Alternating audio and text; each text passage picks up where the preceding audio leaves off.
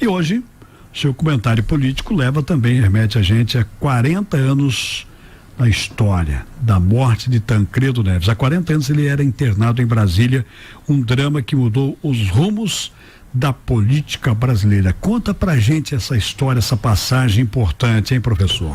Ô Flávio, para quem é da nossa época, essa data certamente tem um peso relevante, né? E quem não é, eu acho que vale a pena conhecer um pouco dessa história, porque o Brasil vivia 21 anos de ditadura, de um regime militar, e o Tancredo foi a esperança da redemocratização, né? Naquela eleição de 85 envolvendo o Paulo Maluf, que era o candidato que representava os interesses da Arena, da ditadura, e do outro lado o Tancredo Neves, candidato à época da oposição. Aquilo trazia um senso de esperança pela democracia muito grande ao povo brasileiro.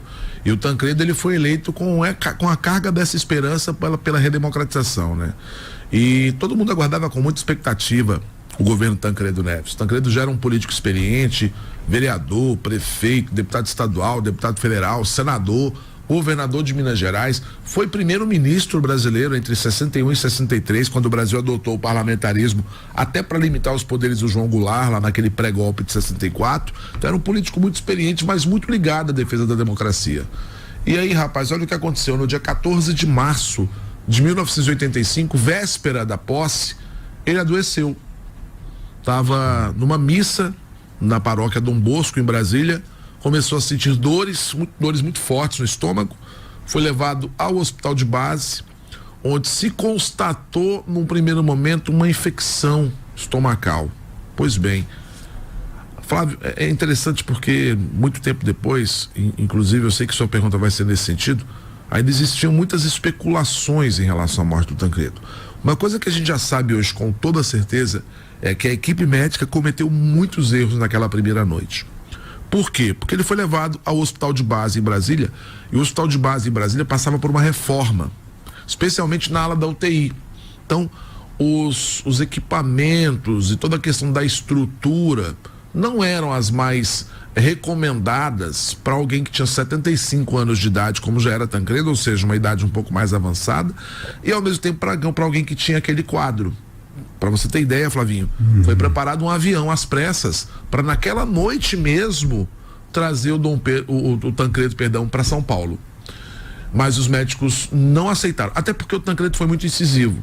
O Tancredo achava que se ele saísse de Brasília, poderia de alguma forma prejudicar a posse no dia seguinte do Sarney. Então, ele inclusive chama um dos sobrinhos dele, que é o Francisco Dornelles, um cara que já era muito famoso na política nacional também, um político experiente, e diz assim: olha, eu só vou para a cirurgia se você garantir para mim que o Sarney assume amanhã de manhã. E Flávio, foram 12 horas de muitas negociações para o Sarney assumir, porque eles queriam até prorrogar o mandato do Figueiredo por mais um tempo. Sim. A ditadura corria riscos de se manter mais tempo no poder. E Tancredo corria o risco, obviamente, de não apenas não assumir, mas não ver o seu vice assumir. Então ali ele fez uma conversa com os médicos no sentido de que ele queria ficar em Brasília para se recuperar rapidamente, para assumir posteriormente a presidência da República. O fato é que quando os médicos tomam a decisão de não levar Tancredo para São Paulo, ele começa a morrer ali. Inclusive ele vai pegar dentro do hospital uma infecção hospitalar, o que infelizmente naquela época era muito comum no Brasil. E para piorar, a equipe médica mentiu muito também sobre o seu estado de saúde. Ele já estava mal desde o início. Tanto é que ele fez 7 cirurgias em 39 dias. 7 cirurgias em 39 dias.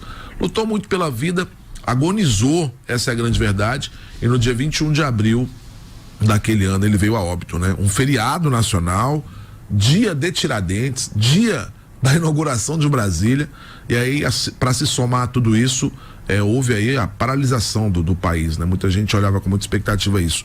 O meu pai que está nos assistindo agora, Flávio, vai lembrar de uma cena, eu tenho certeza absoluta.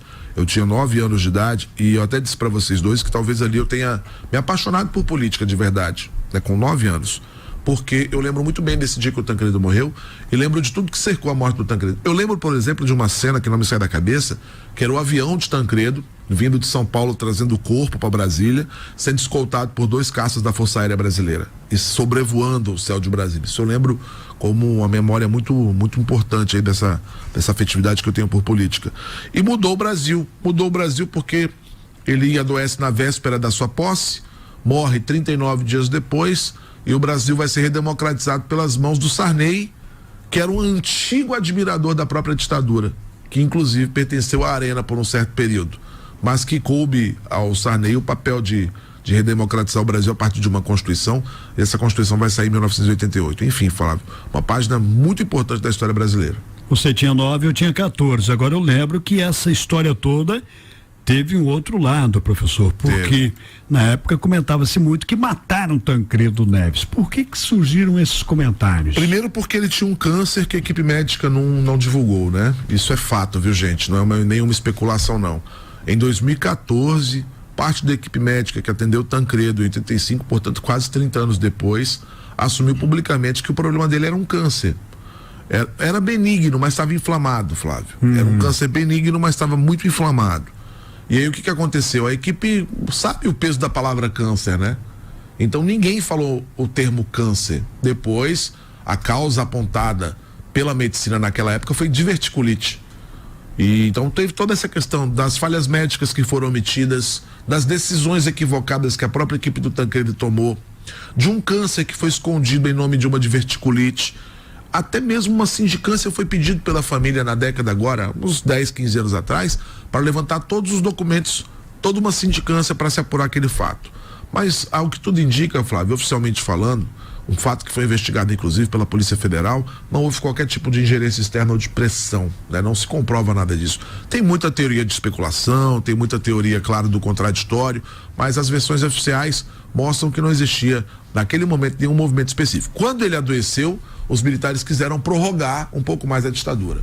Mas fora disso, toda a negociação que aconteceu naquelas 12 horas permitiu que o Sarney assumisse e que a ditadura tivesse um fim, mas sem necessariamente ali um afastamento proposital do Tancredo. Não, o que aconteceu é que de fato ele tinha um câncer, esse câncer estava começando a se desenvolver, ele foi a raiz dos primeiros problemas e ele poderia ter assumido, viu, Flávio? Ninguém vai dizer que ele terminaria o mandato, mas a decisão de não trazê-lo para São Paulo, para o Hospital das Clínicas, no dia que ele adoeceu, ela foi fundamental para que um tempo depois ele viesse a falecer. Aqui no Jornal da Cidade você ouve comentário de quem entende do assunto. Ele é professor, historiador e cientista político, Hélio Borges, agora 7h27. Jornal da Cidade. Só mandar um abraço especial pro meu amigo Átila, que faz uma observação aqui, Flávio. Cometeu erros ou procedimentos orientados para o resultado? Não acredito não, viu, o Átila. Normalmente esses caras, eles são tratados pelos médicos de longa história, longa data.